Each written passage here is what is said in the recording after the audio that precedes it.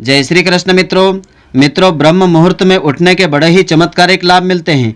मान प्रतिष्ठा यश व धन की प्राप्ति होती है। माता लक्ष्मी जी का विशेष आशीर्वाद मिलता है।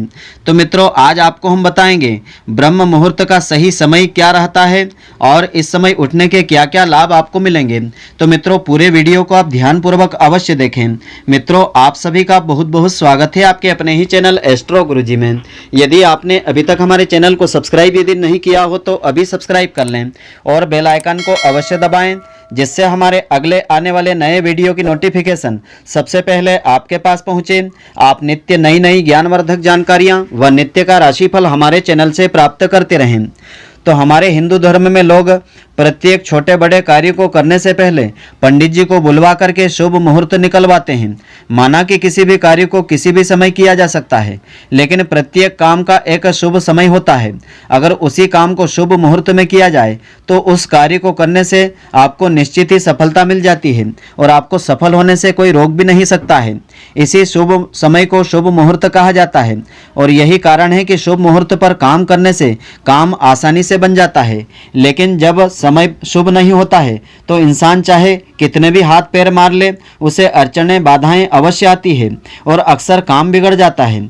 तो ज्योतिष शास्त्र के अनुसार हर 24 घंटे में से हर 48वें मिनट में मुहूर्त परिवर्तन होता है। इस हिसाब से एक दिन में कुल 30 मुहूर्त होते हैं। इन्हीं 30 मुहूर्तों में से एक मुहूर्त ब्रह्म मुहूर्त होता है।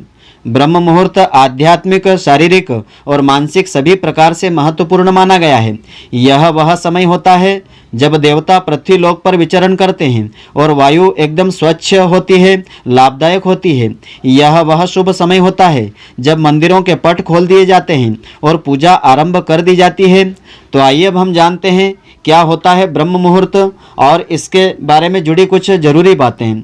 तो शास्त्रों के अनुसार ब्रह्म मुहूर्त रात्रि के अंतिम पहर का तीसरा भाग यानी सूर्योदय से लगभग 1.5 घंटे पहले का समय होता है। ज्योतिष शास्त्र के अनुसार प्रातःकाल 4:15 से आरंभ होकर के प्रातःकाल 5:15 का समय ब्रह्म मुहूर्त कहलाता है। ब्रह्म मुहूर्त के चमत्कारिक फायदों के बारे में सिर्फ शास्त्रों में नहीं बल्कि विज्ञान और आयुर्वेद में भी विस्तार से बताया है। वाल्मीकि द्वारा रचित रामायण के अनुसार रावण की लंका में अशोक वाटिका में हनुमान जी ब्रह्म मुहूर्त में पहुंचते हैं और उन्होंने सीता माता द्वारा किए जा रहे मंत्रों की आवाज़ें सुनी थी और वे सीता जी से मिले थे। ब्रह्म मुहूर्त में पहुंचने से उनका काम आसान हो गया था। तो ऋग्वेद में इस प्रकार से बताया है, सूर्योदय से पहले उठने से इंसान बहुत ही स्वस्थ रहता है और कोई भी बुद्धिमान इंसान इस समय सोकर व्यर्थ समय नहीं गंवाता है। इस समय उठने वाले लोग हमेशा सुखी होते हैं, ऊर्जावान रहते हैं और उनकी दीर्घ आयु भी होती है। तो शास्त्रों में बताया है, श्लोक के अनुसार बताया है, वर्णम कीर्तिम गतिम लक्ष्मी स्वास्थ्यमायुश्च विन्दति ब्राह्मे मुहूर्ते संजागृच्छी वा पंकजम यथा। इसका अर्थ इस प्रकार से हुआ, ब्रह्म मुहूर्त में जागने से व्यक्ति को अच्छा रूप मिलता है, धन दौलत की प्राप्ति होती है, अच्छा स्वास्थ्य मिलता है, दीर्घ आयु की प्राप्ति होती है। इस समय उठने से शरीर कमल के पुष्प के समान सुंदर हो जाता है।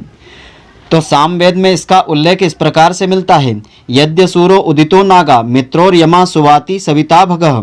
इसका अर्थ इस प्रकार से हुआ कि व्यक्ति को सूर्योदय से पहले ही सोच स्नान आदि करके भगवान की भक्ति अवश्य करना चाहिए। इस समय की अमृत तुल्य हवा से स्वास्थ्य और लक्ष्मी दोनों में वृद्धि हो जाती है। इस तरह हिंदू धर्म के ग्रंथों में ब्रह्म मुहूर्त का महत्व बार बार बताया है। सिख धर्म में इसे अमृत वेला कहा गया है। अनेक महान पुरुषों ने ब्रह्म मुहूर्त के महत्व पर बहुत ही जोर दिया है। वैज्ञानिक भी इस बात को मानते हैं। ब्रह्म मुहूर्त के बारे में विज्ञान अभी तक सभी बातों की पुष्टि करता है और अपनी सहमति जताता है। वैज्ञानिक शोध के अनुसार ब्रह्म मुहूर्त के दौरान वातावरण में प्रदूषण बिल्कुल नहीं होता है और इस दौरान वायुमंडल में ऑक्सीजन की मात्रा सबसे अधिक होती है और शुद्ध हवा में सांस लेने से फेफड़े स्वस्थ रहते हैं और आपके दिमाग को काफ़ी ऊर्जा मिलती है। इस समय जागने से मन और तन दोनों ही स्वस्थ रहते हैं और लंबी आयु की प्राप्ति होती है। ब्रह्म मुहूर्त में जागने के कई और भी फायदे हैं, जैसे इससे आपकी ऊर्जा का लेवल बढ़ता है, पाचन तंत्र आपका मजबूत होता है, रोग प्रतिरोधक क्षमता बढ़ती है, खून में पीएचयू की वैल्यू संतुलित रहती है, दर्द खिंचाव और शरीर के दुखने से छुटकारा मिलता है।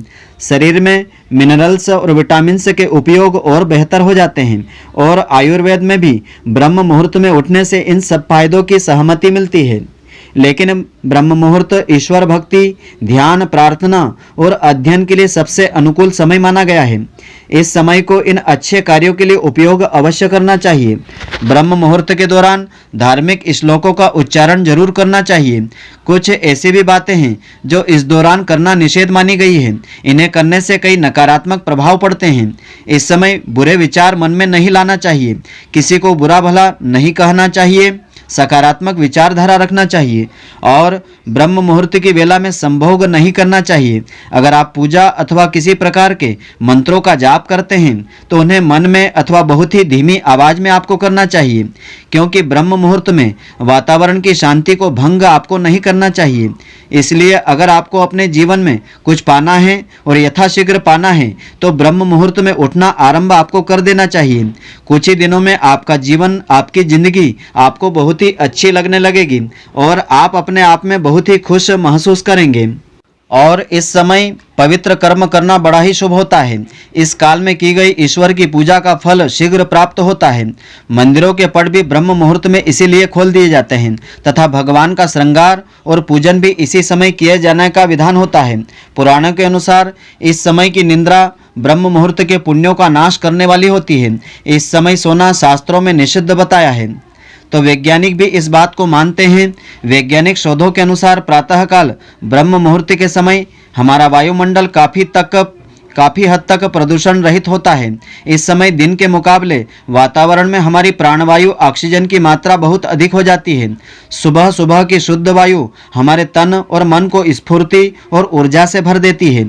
यही वजह है कि इस समय किए गए व्यायाम, योग, प्राणायाम शरीर को निरोगी रखते हैं। इसके अलावा पक्षियों की चहचहाहट से सुबह का माहौल खुशनुमा हो जाता है, जिससे हमारा तन और मन प्रफुल्लित रहता है। और ब्रह्म मुहूर्त में उठने वाला पुरुष सौंदर्य, लक्ष्मी, स्वास्थ्य, आयु आदि वस्तुओं को प्राप्त कर लेता है। उसका शरीर कमल के समान सुंदर होता है। इस समय किसी भी ग्रह नक्षत्र का बुरा असर नहीं होता है। जिस तरह गर्मी के दिनों में हमारे शरीर में गर्मी अधिक होगी, उसी प्रकार बाहरी विश्व की हर घटना का असर शरीर के अंदर होगा। ब्रह्म मुहूर्त हर दिन की शुरुआत होती है। इस समय प्राण और अपान वायु कार्यरत रहती है। इस समय की तुलना गर्भवास और गर्भ से बाहर आने के बीच के समय से की जाती है। इसीलिए गर्भ में रहते हमारे शरीर पर जो गलत प्रभाव हुए हैं, शारीरिक या मानसिक, उसे सुधारने का अवसर हमें रोज ब्रह्म मुहूर्त में प्राप्त हो जाता है। इसीलिए कई जेनेटिक बीमारियां या असाध्य रोग ब्रह्म मुहूर्त में उठकर के स्नान, योग, ध्यान करने से ठीक हो जाते हैं। मनुष्य शरीर में रोज ब्रह्म मुहूर्त में सहस्त्रसार चक्र से एक बूंद अमृत तत्व निकलता है। इसीलिए ब्रह्म मुहूर्त को योग तांत्रिक साधनाओं में अत्यधिक महत्वपूर्ण समय माना गया है।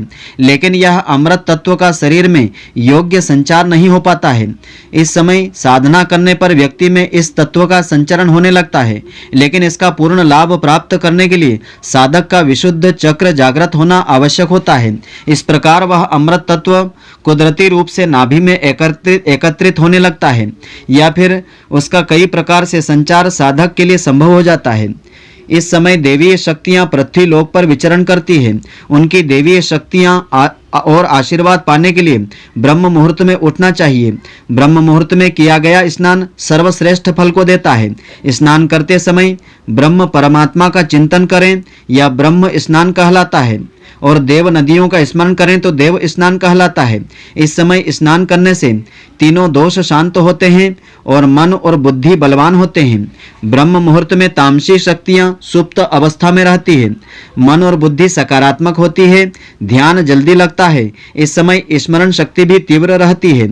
आयुर्वेद जीवन शैली में तभी सही ढंग से अपनाई जा सकती है जब हम ब्रह्म मुहूर्त में उठते हैं। इसीलिए ब्रह्म मुहूर्त पर उठ करके ध्यान, योग करना नहीं भूलें, इसे बोझ नहीं समझें। यह मनुष्य होने का उपहार समझ करके इसे अपनाना चाहिए। अमृत वेला का पूर्ण लाभ आपको प्राप्त करना चाहिए। तो मित्रों, आशा करता हूँ कि आपको हमारी यह ज्ञानवर्धक जानकारी पसंद आई होगी। यदि आपको पसंद आई हो तो आप हमारे वीडियो को लाइक व शेयर अवश्य करें। धन्यवाद। जय श्री कृष्ण मित्रों, फिर मिलेंगे।